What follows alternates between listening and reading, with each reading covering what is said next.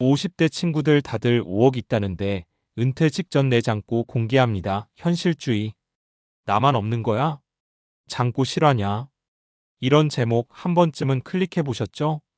솔직히 말하면 클릭하는 순간 이미 마음 한쪽이 불편합니다. 나는 지금 어디쯤 와 있는 거지? 남들은 다 준비된 것 같은데 나만 뒤처진 건 아닐까? 그런데요, 조금 냉정하게 말해보면 남들이 말하는 숫자는 현실이 아니라 평균도 아닌 일부 사례일 가능성이 큽니다. 1. 은퇴 준비 숫자보다 중요한 건 흐름입니다. 많은 사람들이 은퇴 준비를 얼마 모았느냐로 판단합니다. 5억, 7억, 10억 숫자는 점점 커지고요. 하지만 진짜 중요한 건 지금 가진 돈이 아니라 앞으로 돈이 어떻게 흐르느냐입니다. 매달 들어오는 수입이 있는가? 지출 구조가 안정적인가? 예상 못한 상황에도 버틸 수 있는가? 이 세 가지가 훨씬 현실적인 기준이에요. 예를 들어 5억이 있어도 한 달에 400만 원씩 쓰면 10년 조금 넘게면 끝입니다. 반대로 2억이 있어도 생활비가 150만 원이면 훨씬 오래 버틸 수 있죠. 즉, 은퇴는 총액 게임이 아니라 지속 게임입니다. 2. 나만 없는 것 같은 착각의 정체. 우리가 느끼는 불안의 80%는 비교에서 나옵니다. 특히 50대가 되면 이런 말 많이 듣죠. 누구는 이미 건물 샀다더라. 누구는 연금만으로도 충분하다더라. 누구는 벌써 은퇴했다더라. 그런데 중요한 건 그 사람들의 전체 상황을 우리는 모른다는 겁니다. 빚이 있는지, 자녀 지원이 얼마나 필요한지, 실제 생활비가 얼마인지, 건강 상태는 어떤지, 이걸 모르면 그 숫자는 아무 의미가 없어요. 3. 현실적인 은퇴 준비의 기준. 현실적으로 보면 은퇴 준비는 크게 세 가지입니다. 생활비 기준 세우기.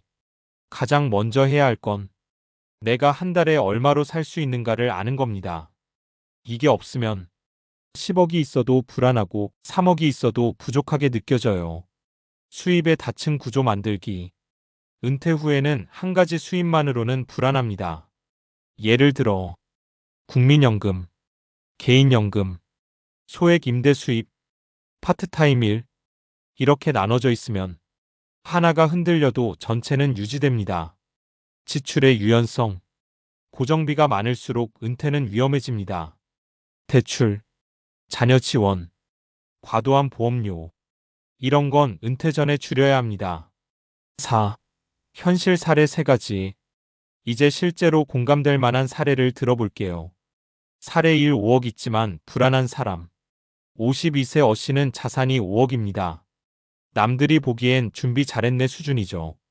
그런데 문제는 자녀 학자금 지원 계속 필요? 주택 대출 남아있음. 월 생활비 350만 원.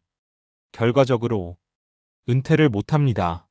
왜냐하면 돈은 있지만 지속 가능하지 않기 때문입니다. 사례 2억인데도 안정적인 사람. 55세 B씨는 자산이 2억 정도입니다. 많다고 보긴 어렵죠. 하지만 국민연금 월 120만 원 예정.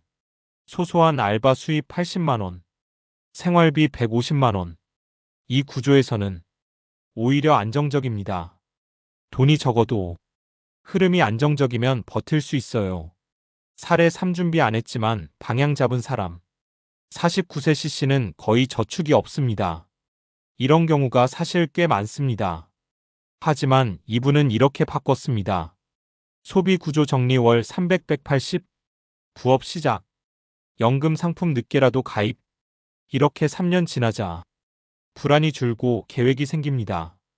핵심은 완벽한 준비가 아니라 방향을 잡는 것입니다. 5. 결국 중요한 질문은 하나입니다. 나는 남들보다 얼마나 부족한가? 이 질문은 답이 없습니다. 대신 이 질문을 바꿔야 합니다.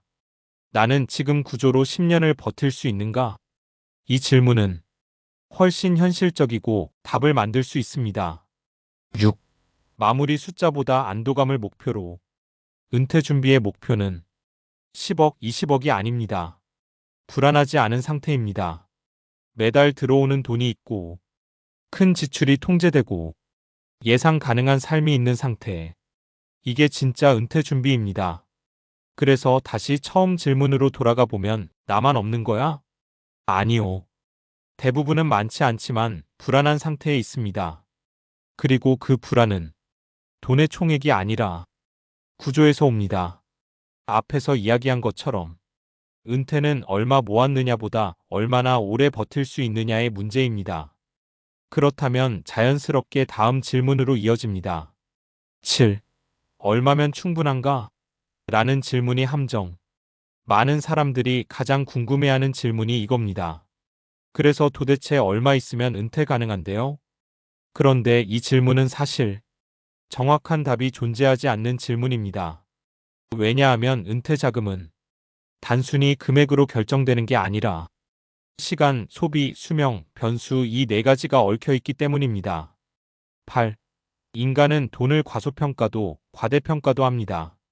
행동경제학에서는 이런 현상을 설명하는 개념이 있습니다. 바로 현재 편향 프레전트 바이어스입니다. 사람은 미래를 두 가지 방식으로 왜곡합니다. 젊을 때 나중에 어떻게든 되겠지. 노후를 지나치게 낙관적으로 봄. 저축을 미루게 됨. 은퇴 직전 이 돈으로 될까? 미래를 지나치게 비관적으로 봄. 이미 가진 돈도 부족하게 느껴짐. 즉, 같은 사람도 시기에 따라 판단이 완전히 바뀝니다. 그래서 지금 느끼는 불안도 객관적 부족이 아니라 인지적 왜곡일 가능성이 큽니다. 9. 수명은 늘었고 리스크도 길어졌습니다. 과거와 지금의 은퇴가 다른 가장 큰 이유는 너무 오래 산다는 것입니다.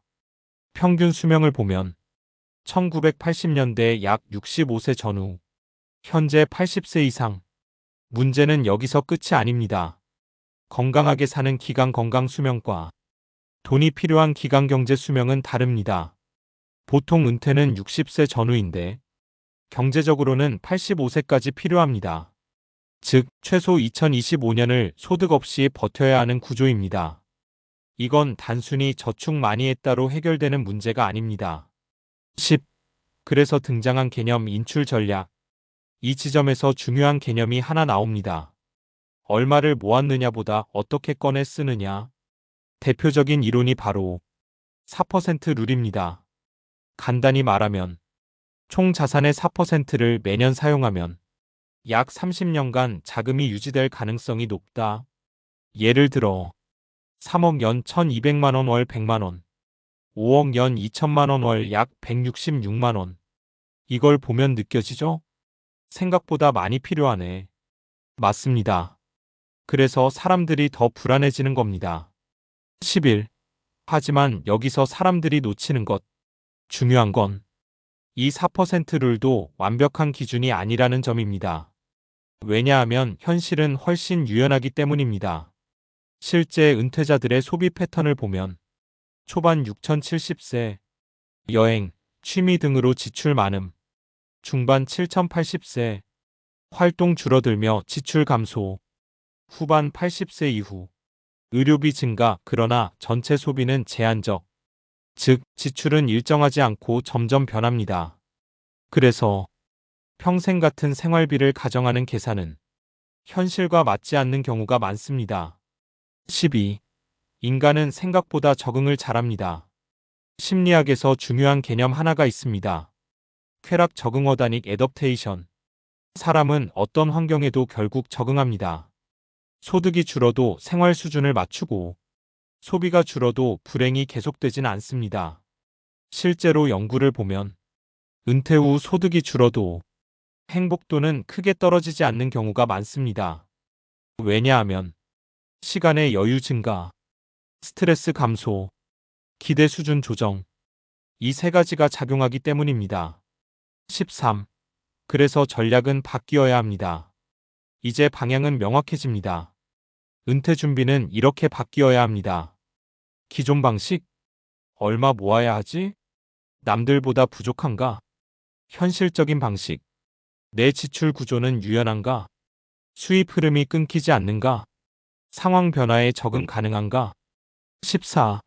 다시 현실로 돌아와서 처음 그 질문 기억하시죠? 나만 없는 거야? 이 질문이 진짜 의미는 나는 버틸 수 있을까? 입니다. 그리고 그 답은 장고가 아니라 구조 전략 태도에서 나옵니다. 15. 마지막으로 꼭 기억해야 할 것. 은퇴는 끝이 아니라 완전히 다른 게임의 시작입니다.